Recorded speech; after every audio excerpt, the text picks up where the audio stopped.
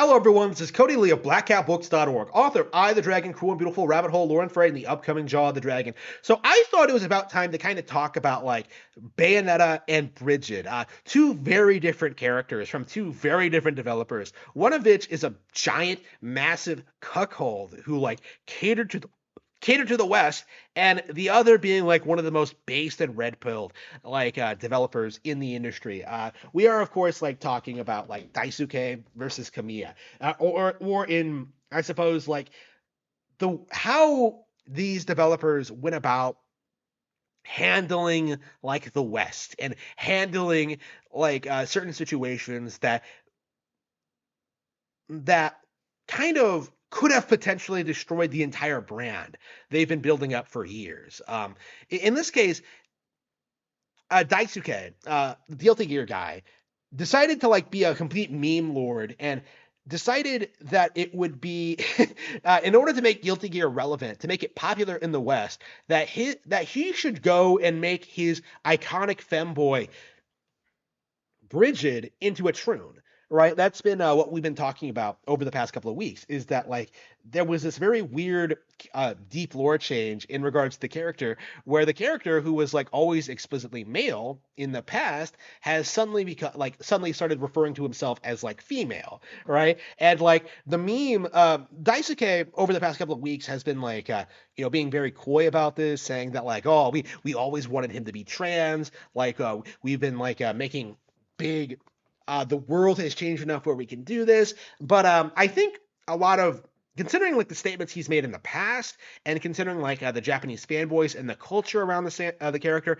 I think it's becoming very very obvious that like no, this was never intended by the developers. This was something forced like into the game to try and appeal to like the Western audience, to try and like appeal to like Western game journalism and sensibilities. It was like basically a cheap publicity trick, all right, to get people talking about the game. But what actually happened is that like it was a move that really alienated a lot of hardcore fans. I myself, being someone who doesn't play Guilty Gear, I decided to go ahead and boycott like Arc System games in general. Like Arc System wokes, I'm calling them.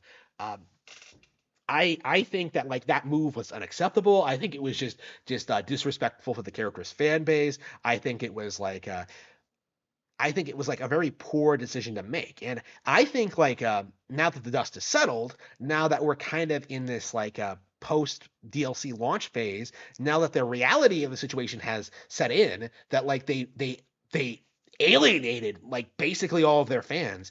Now that like the player base is way down, now that people aren't really like talking about the situation anymore, like I think it's like becoming obvious to Daisuke that he made a very big mistake, because I've been seeing him like make a lot of statements about like, oh, we did this to appease global sensibilities. Like he's kind of like low key confirming the issue. Like what we knew from the beginning was that like this wasn't like an organic like thing that the creators wanted to do. It was forced in by activists, right? It was forced in by people who convinced like the management team or whatever that this was the way to go to make the character more popular in the West, when that really isn't the case. If anything, it seems like Daisuke doesn't even know what like a troon is, honestly. Like considering how he doesn't know about like the trans symbol, or the like some of the terminology and or something. Like it was very clear that he was coached to say certain things by someone to appeal to like the Twitter audience. And but the thing is, the Twitter audience doesn't play games, so Guilty Gear just alienated its fan base really for no reason. Now, when I compare that to Bayonetta, who has like remained relatively like based and like very true to herself in the past decade, when like Bayonetta 3 is honestly probably the most sexualized mainstream game I think I've seen like all year, right? I can't think of anything more sexualized than this. Like lots of cute girls, lots of great action, uh, a heterosexual relationship at the end. It's based, right? Like it stays true to the brand and the idea, the general concept. And like game journalists are complaining, but it's not impacting sales at all. If anything, I think the series is probably going to be more popular than ever going forward, because I do think this is going to be like a very a fairly big seller for Nintendo. I could see it doing 1 million units. I could see it doing like fairly well. I think a lot of people are going to get into this one. So like basically what I'm getting at for this video, one of the reasons I wanted to talk about it is that like essentially SJWs lose no matter what you do. Like that's the thing. Like in the case of Bridget, this was a situation where SJWs got everything they wanted. The most wildest fan theory that people could come up with come up with for this particular character that alienates like his established backstory, like the original intention behind the character, the lore, like the motivations, like of the character. Like it was like one of the most like ridiculous things that they could have possibly have done in this specific instance, right? And it makes them look bad. Like it really does. Like the implication of like what happened to Bridget is that he's essentially been groomed into thinking he's a girl, like playing into that stereotype that the vast majority or all of trans youth in the world are just groomed by like some older parental figure into like believing something ridiculous about themselves, right? That is essentially what happened to Bridget. Like if we're going by like Strive as canon, which I'm not. I imagine it'll be retcon. This will be retconned by the next game. I fully expect that to happen. Like I don't think this is gonna stick at all. But going forward, like in Bayonetta's case, where was I getting with it? Well, Bayonetta like stayed true to itself. Like game journalists never liked Bayonetta, right? But like in 2014, they kind of like meme themselves into thinking, oh actually she's like a drag queen.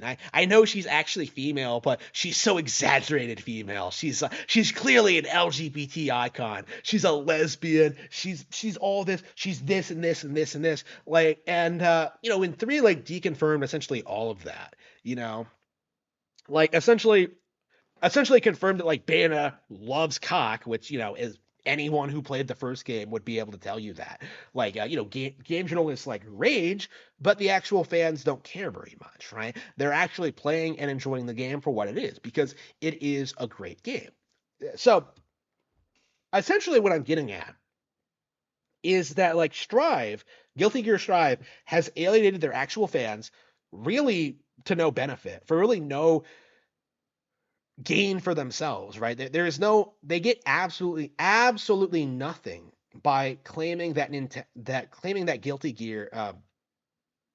They get absolutely nothing by pretending that Bridget is female, right? Other than like annoying a lot of fans, whereas Bayonetta, there are like a lot of Yuri fans like angry at the way it ended, but that isn't the actual player base. That isn't what people were actually interested in. That's not what makes Bayonetta popular.